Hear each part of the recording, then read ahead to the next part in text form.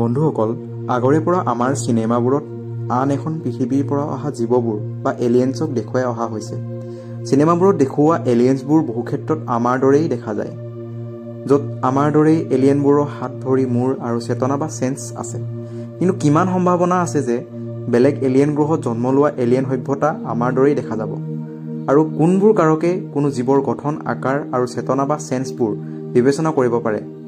বলক মোৰ সতে আমাৰ এই ব্ৰহ্মাণ্ডৰ এক ৰোমাঞ্চকৰ যাত্ৰা। যেতিয়াৰে পৰা আমাৰ মানৱ সভ্যতাই পৃথিৱীৰ পৰা আকাশলৈ চোৱা আৰম্ভ কৰিছোঁ, তেতিয়াৰে পৰা আমাৰ সন্মুখত অহা আটাইতকৈ ডাঙৰ প্ৰশ্নটো হৈছে যে আমাৰ পৃথিৱীৰ বাদে এই বিশাল বিশ্ব ব্ৰহ্মাণ্ডত আমাৰ বাদে আৰু আন কোনো জীৱৰ উপস্থিতি আছেনে?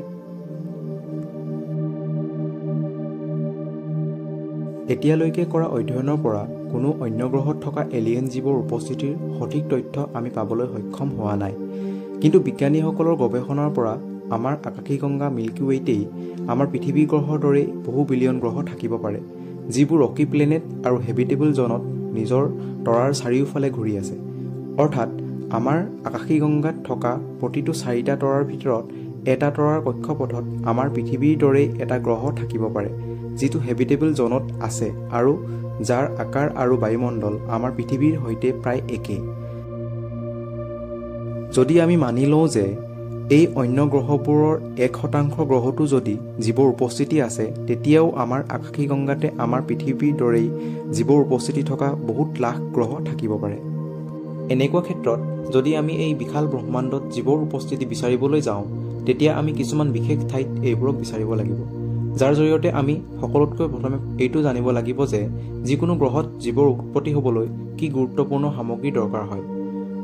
যিকোনো গ্ৰহত জীৱৰ উৎপত্তিৰ কাৰণে এক বিশেষ কমপ্লেক্স কেমেষ্ট্ৰিৰ প্ৰয়োজন হয়, আৰু এই কেমেষ্ট্ৰিৰ বাবে এক আইডিয়েল কণ্ডিশ্যনৰ প্ৰয়োজন হয়, য'ত মুখ্য ৰূপত 3টা বেছিক ইনগ্ৰেডিয়েণ্ট থাকিব লাগিব, যিবোৰ হৈছে পানী, এনাৰ্জি আৰু অৰ্গেনিক কম্পাউণ্ড।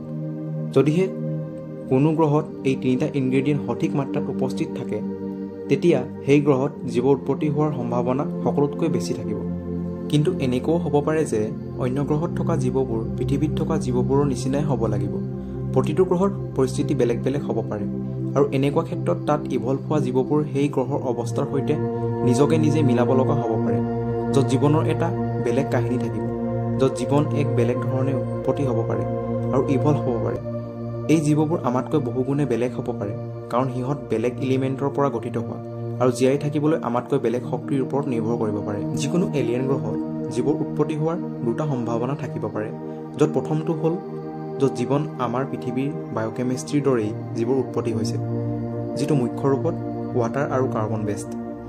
এই ক্ষেত্ৰত এই গ্ৰহবোৰত উপস্থিত থকা জীৱবোৰ বহু ক্ষেত্ৰত আমাৰ পৃথিৱীত থকা জীৱবোৰৰ দৰেই হ'ব পাৰে, কাৰণ আমি একেধৰণৰ বায়'কেমিষ্ট্ৰিৰ ভাগ বতৰা কৰিম। আৰু দ্বিতীয়টো সম্ভাৱনা হ'ল য'ত জীৱন বহু ক্ষেত্ৰত বেলেগ এক্সটিক বায়'কেমিষ্ট্ৰিৰ দ্বাৰা উৎপন্ন হৈছে, যিটো কাৰ্বন বেছড নহয়।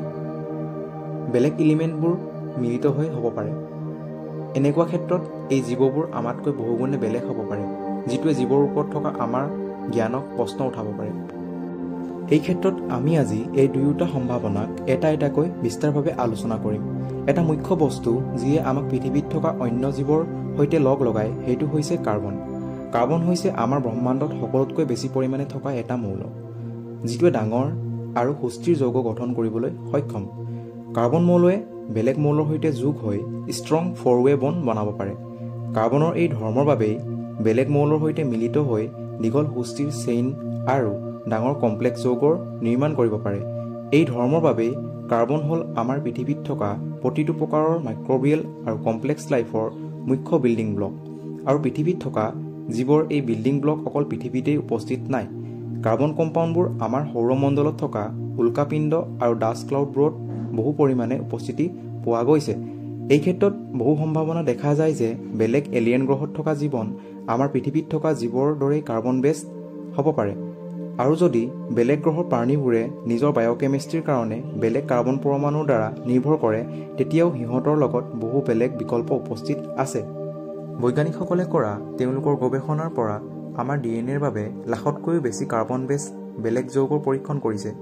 এই ক্ষেত্ৰত যদি আমি বেলেগ গ্ৰহত যিকোনো কাৰ্বন বেছড জীৱনৰ আৱিষ্কাৰ কৰোঁ, তেতিয়া সেই জীৱবোৰ ফাণ্ডামেণ্টেলি আমাৰ সৈতে একে হ'ব পাৰে, যাক আমি কছমিক ব্ৰাদাৰ বুলিও ক'ব পাৰিম।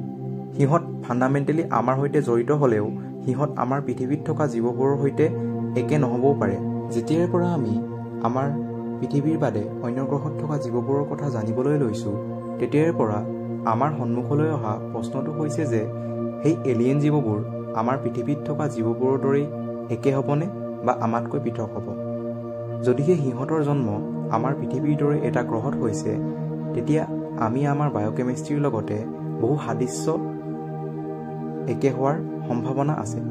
যদি সেই গ্ৰহৰ আকাৰ আৰু পৰিৱেশ আমাৰ পৃথিৱীৰ দৰে একে হয়, তেতিয়া তাত থকা জীৱৰ ইভলিউশ্যন আৰু আমাৰ পৃথিৱীত থকা জীৱবোৰৰ ইভলিউশ্যনৰ দৰেই একে হ'ব। এই ক্ষেত্ৰত দুয়োটা গ্ৰহত থকা জীৱবোৰ বহুগুণে একে হ'ব পাৰে। পৃথিৱীত থকা জীৱবোৰৰ কিছুমান বিশেষ বৈশিষ্ট্য যেনে আই চাইট, ইক'লোকেশ্যন আৰু ফ্লাইট আদি ইভলিউশ্যনৰ বাবে বেলেগ বেলেগ জীৱৰ ইভলিউশ্যন বহু ক্ষেত্ৰত স্বাধীনভাৱে ডেভেলপ হৈছিল। এই ক্ষেত্ৰত এলিয়েন গ্ৰহ য'ত এনভাইৰনমেণ্টেল প্ৰেছাৰ আৰু জিঅ'গ্ৰাফি আমাৰ পৃথিৱীৰ দৰে হ'ব, তাত থকা জীৱৰ ইভলিউশ্যন পৃথিৱীত থকা জীৱবোৰৰ দৰেই একে বৈশিষ্ট্য ডেভেলপ কৰিব পাৰে। এলিয়েন গ্ৰহত থকা জীৱবোৰে নিজৰ গ্ৰহৰ পৰিৱেশৰ অৱস্থাৰ সৈতে কিছুমান বৈশিষ্ট্য আৰু শাৰীৰিক আকাৰ ডেভেলপ কৰিব।